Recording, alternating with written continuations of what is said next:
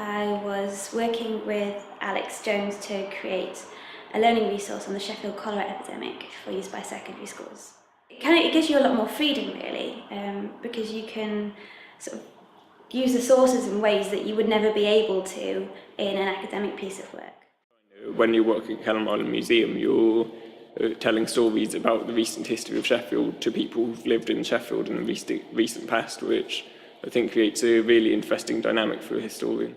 I think it's really good to just develop the skills of communicating your ideas to a wider audience, because it's no good developing this wonderfully nuanced understanding of history if the only people you can then communicate it to are a handful of other academics. I think.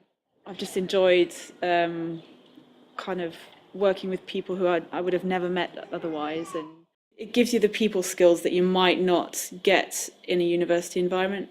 Going behind the scenes and seeing who's responsible for certain things and how it all gets put together. Well, since completing this module, I've now gone on to be accepted for an internship with the museum in Leeds, so I think that's quite an interesting testament to the fact that it seems to impress people.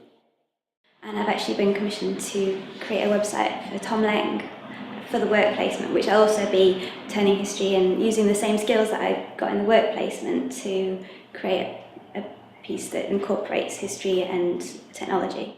I think in terms of my life it's had a practical benefit, because I doubt that I'd have been accepted for the internship without it.